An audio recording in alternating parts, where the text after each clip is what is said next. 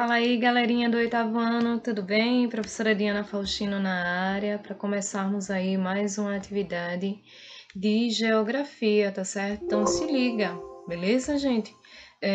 Lembrando, né? Tô aqui morrendo de saudade dos senhores, povo, pova e povoinos. Espero que os senhores estejam bem e vamos dar início à nossa aula, tá?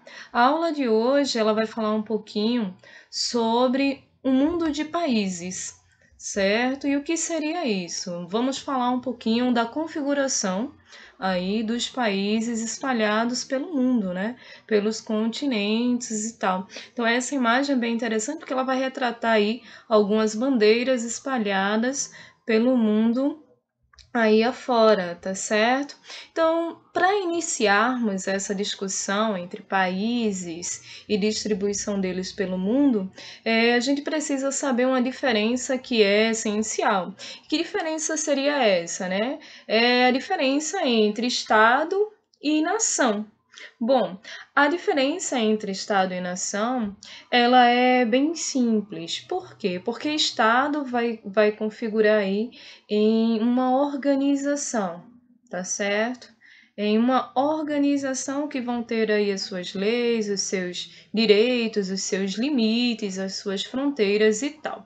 Já a nação, ela vai além desse conceito. E o que seria ir além desse conceito, tá? A nação, além de determinar aí os limites, a questão populacional, a questão de leis obrigatórias à jurisdição desse território, ela também vai estar correspondente a um povo, certo? E o que seria isso? Seria a um conjunto de tradições, a um conjunto de referências características à língua, tá? A cultura, ao modo de vida, a culinária. Então, assim, a nação ela vai um pouquinho mais, tá certo? Porque ela vai atrelar aí o modo de vida das pessoas que vivem naquele território ao conjunto de leis que vai determinar aquele espaço territorial, tá certo? Então, o Estado vai ser aí uma instituição onde vai ter leis, direitos e deveres aí do território, consequentemente dos cidadãos, e a nação vai ser aí algo que vai priorizar, além desse conceito, tá certo? Características mais íntimas de determinado território, como sua cultura, seu povo, sua culinária e etc, tá certo? Então, assim, as nações nação brasileira, nação japonesa, tá certo? Então, o Estado não são os estados que um país é dividido, tá? É o Estado enquanto nação, enquanto organização federal, beleza? Vocês sabiam? Os estados, com E maiúsculo, ele está relacionado sempre à federação. Por exemplo, se eu falar ao estado do Brasil, estou me referindo ao país Brasil. Mas se eu falar estados em uma frase com E minúsculo, eu posso estar me referindo aí aos estados ao qual o Brasil foi repartido, né? Então, isso é uma característica aí bem interessante em relação à diferença entre Estado e nação, tá bom? Um outro tópico seria aí o poder dos estados nacionais, tá certo? Estados aí, mais uma vez, no sentido de país que vai ser aí a mesma coisa que nação, então eu posso chamar um país tanto de nação como de país, os dois termos estão corretos, tá certo? Então, os estados nacionais, eles vão ter aí um poder. Que poder seria esse? Seria um poder de influência, claro que muito relacionado aos fatores principalmente de importância, seja ela política, seja ela econômica, seja ela social ou histórica, tá certo? Então, assim, o tamanho do seu território, é uma questão de poder, né? Quando eu falo assim, nossa, o maior país do mundo, isso já traz aí uma sensação de poderio muito grande. A gente vai relacionando aí a Rússia. Quando eu digo sempre, poxa, gente, olha, o Brasil é o quinto maior país do mundo, né? Isso aí já traz uma questão de poderio. Nossa, o Brasil ele é grande, tá? E isso vai trazer uma relação de poderio às nações, né? A quantidade de habitantes. A quantidade de habitantes também vai determinar em um país. Professora, mas a China, ela é bem grande, né? A China que está em evidência devido a essa questão da pandemia e tal, mas não é esse o foco. Vamos retornar à China. A China vai ser aí, né, uma nação gigantesca, tá certo? Que vai ter um quantitativo populacional também gigante, mas o tamanho não está relacionado à proporção populacional. O Japão é uma região pequenininha e mesmo assim tem um contingente populacional gigante, mas a quantidade de habitantes traz aí uma questão de importância muito grande. A China, apesar de não ter, de não ser um país desenvolvido, que é um assunto que a gente vai chegar um pouquinho mais lá na frente, ela tem um quantitativo populacional muito interessante que atrai muitos mercados e investidores. Vender para a China é um sonho. Por quê? Porque são bilhões de habitantes e isso para o ramo econômico é muito interessante, né? A questão de capacidade de produzir riquezas também é um outro fator aí que vai determinar o poderio de um estado. Tá? Quanto mais riqueza ele produz, isso quer dizer que ele é meio que autossuficiente em relação aos outros países, ele não vai depender de outras nações para aquele tipo de produto. O Canadá é um exemplo disso, tá? A qualidade de vida da população. Então, poxa, quando eu falo na Suíça, quando eu falo na Noruega, eu tenho aí países que estão em evidência. Isso é uma forma de poder também, tá? Então, existem vários outros fatores que vão trazer aí o poderio, né, desses estados, dessas nações, tá? Mas antes de trazer esse poderio e tal, a gente precisa relembrar um pouquinho. Relembrar o quê, professora? Relembrar um pouquinho como que essas nações elas começaram a se tornar aí tão importantes, né, em relação ao seu poder, através do conhecimento. Nós passamos a conhecê-las. E a partir do momento que passamos a conhecê-la, tá certo? A gente traz um conceito que vai ser muito falado, que já foi trabalhado bastante com vocês, é o conceito de globalização. A partir do momento, lá no século XV, onde houve as grandes navegações, que os países, né, começaram a fazer negócios entre si e expandir esse negócio, a coisa começou a ser conhecida, os países começaram a ser apresentados, a aparecer para o mundo. O mapa mundi, ele começou a virar uma colcha de retalhos muito maior do que já era, e isso vai ser muito importante. Ô, louco, meu! Então, assim, para relembrar esse conceito que já foi muito trabalhado com vocês, os senhores já estão aí carecas de saber em relação a esse conceito, eu trouxe para os senhores um vídeo. Ele é bem curtinho, mas ele vai trabalhar de uma forma bem didática, não só o conceito da globalização, como o conceito das multinacionais que vão ser extremamente importantes aí para esse poderio de estados, né? Para a relação que um país tem com o outro. Então, esse vídeo ele vai tratar desse fator, tá certo? Senhores, aproveitem. Espero que vocês gostem. Diário de Geografia, Rap Geográfico, volume 1.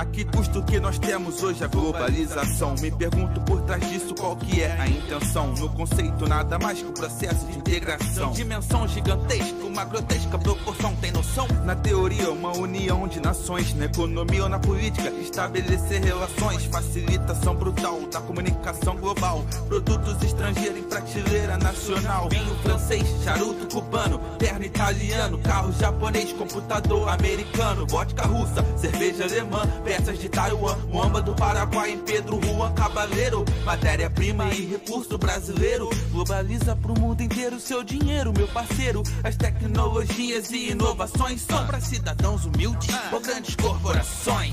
Globalização capitalista, exploração de mão de obra, põe na lista. Multinacional, um país pobre, invista, insista na lógica consumista. Barato na minha mão, hein? Globalização capitalista, exploração de mão de obra, põe na lista. Multinacional, um país pobre, invista, insista na lógica consumista. Graças à globalização, saímos das quatro paredes. Navegamos pelo mundo, pela rede, conhecendo grandes metrópoles e áreas verdes. Mas só ficar olhando pra água não mata a sede. A globalização disponibiliza cultura pra quem procura. Calma, literatura eu mato as curas pra alma. E eu vou de Stephen King a Camões de boa, Dostoiévski, Bukowski, Fernando Pessoa. E a música se expande aos ouvidos cada vez mais. Tom Jobim, Bob Marley, Bee Gees, Racionais, Michael, Elvis, Kurt Cobain, Joe Contrain, Sabotage, Marechal, Iron Maiden, Lil Wayne, Metallica, Pink Floyd, Guns, AC/DC, Queen, Eminem, Eazy-E, Tupac, Big Hop, sim. E sim, a desvantagem nesse meio faz parte. Grandiosas gravadoras, exploradoras da arte. Globalização capitalista, exploração de mão de obra, põe na lista. Multinacional, um país pobre, invista, insista na lógica consumista. Globalização capitalista, exploração de mão de obra, põe na lista. Multinacional, um país pobre, invista, insista na lógica consumista. A globalização trouxe benefícios incontáveis, mas a que custo? Leves prestações suaves. A globalização trouxe benefícios incontáveis, mas a que custo? O que nós estamos vivendo hoje é que o homem deixou de ser o centro do mundo, né? O centro do mundo hoje é o dinheiro, mas o dinheiro no estado puro. O dinheiro em estado puro só é o centro do mundo por causa dessa geopolítica que se instalou, proposta pelos economistas e imposta pela mídia.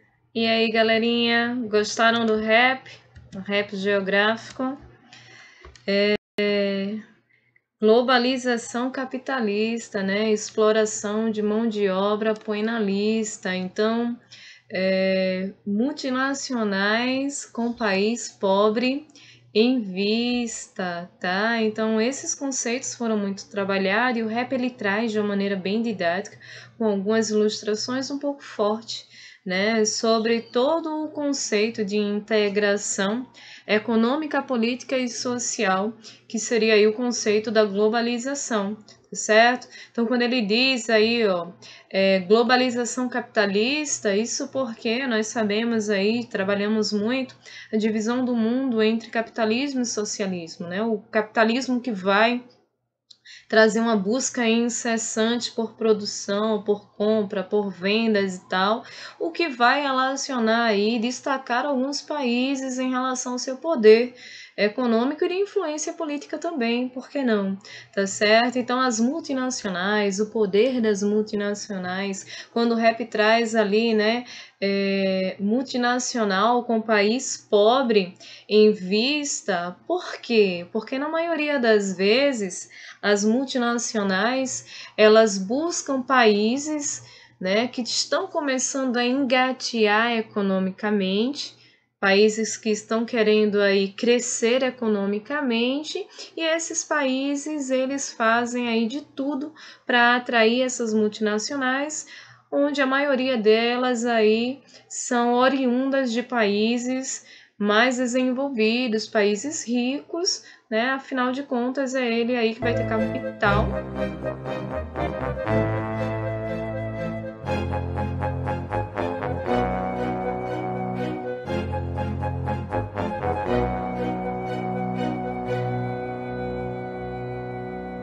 para poder disponibilizar a construção de uma indústria em uma outra nação, tá certo? Então, assim, elas são conhecidas também como transnacionais, né? Multinacionais ou transnacionais, são empresas que possuem matriz em um país e atuam em diversos outros países ou em outro país. A Coca-Cola é um excelente exemplo disso.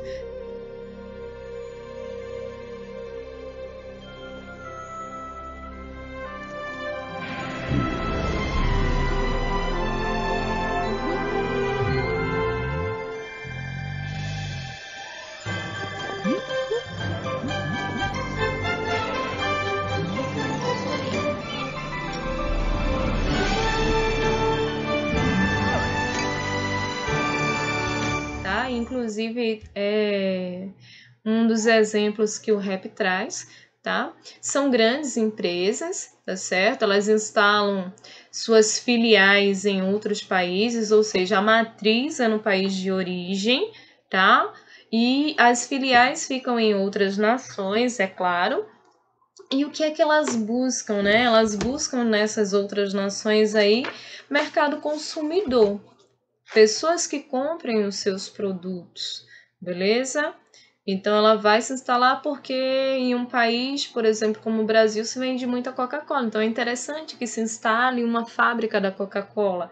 Mas em qual estado? Possivelmente São Paulo, maior estado em termos de população do Brasil, né? E outros estados de grande importância populacional e econômica também, porque esses possivelmente são futuros aí investidores e compradores de seu produto, tá certo? Então tudo é uma questão muito estratégica dessas grandes nações, né, em relação às suas multinacionais, beleza?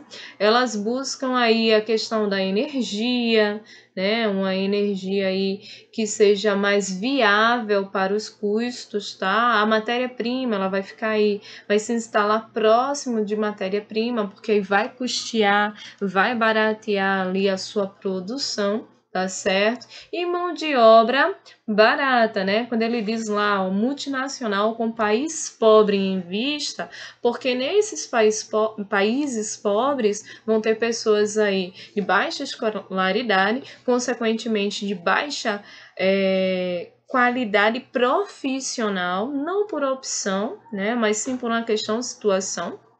E essas pessoas irão se submeter a trabalhar em qualquer emprego aí com salário reduzido. Então, para elas é muito interessante esse tipo de questão, tá certo? Uma outra característica em relação ao mundo de países são as classificações ao qual os países estão aí relacionados, tá? Os países no contexto mundial e suas desigualdades.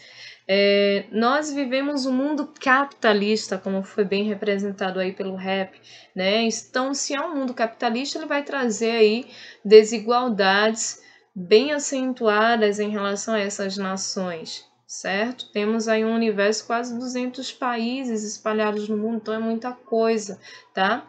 E esses países estão repartidos em 3 classificações. São os países centrais, os países periféricos e os países emergentes, tá?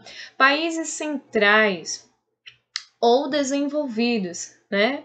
Professora, rico, eu coloquei aqui rico, mas esse rico é muito relativo, porque riqueza e desenvolvimento são coisas diferentes, tá bom? Rico, o Brasil, ele vou dar um exemplo, não sei depois dessa pandemia, né? Muitos países irão aí falir, mas enfim. O Brasil, ele é um país rico, mas ele não é um país desenvolvido, ele é um país emergente, né? Então, riqueza não quer dizer desenvolvido, tá certo?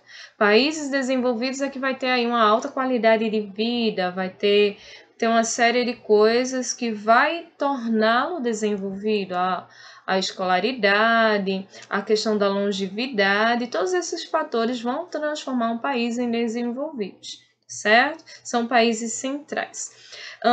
Países periféricos, né? O que seriam países periféricos? De menor desenvolvimento ou subdesenvolvidos. Professora, que países seriam esses, tá? São todos os outros que não são desenvolvidos, né? Países desenvolvidos são os países ali da Europa, tá certo? Nós vamos ter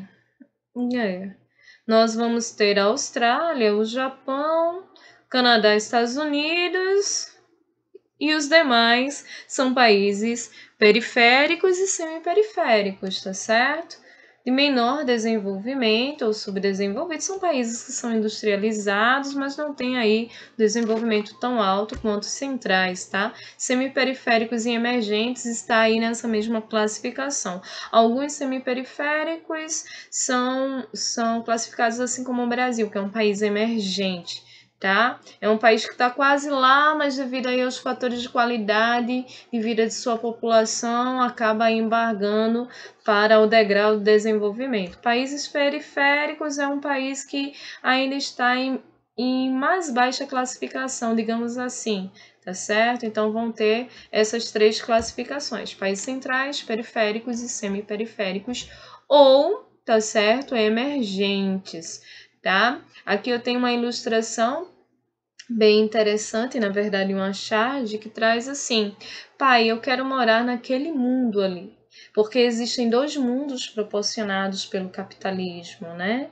E esse mundo vai trazer aí a classificação desses países, tá? E isso a gente vê dentro de nossa própria nação, beleza? Então, assim, para a gente poder relembrar e fixar bem tudo que foi falado aqui, é sempre bom exercitar para aprender. Põe aí o cérebro para funcionar, tá certo, turminha do 8º ano? O que não é difícil para vocês, já que são pessoas aí bem inteligentes, tá?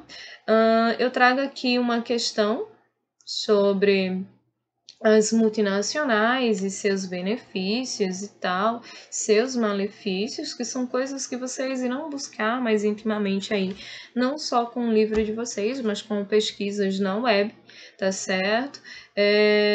Então, se liga até aí. Mais, tá certo? Espero que os senhores tenham compreendido um pouquinho, apesar de ter sido muito falado isso em sala de aula, mas como passamos muito tempo de quarentena, né? Acabamos esquecendo aí um pouquinho o que foi dito, tá certo, senhores? Espero que vocês tenham relembrado. Quem não relembrou, que não aprendeu, tenha aprendido e que vocês gostem aí do vídeo, tá? Espero vê-los em breve. Até mais. Tchauzinho. Povo! Pova! Povoilos! Assistiram a aula? Viram o vídeo todinho? Agora tem o quê?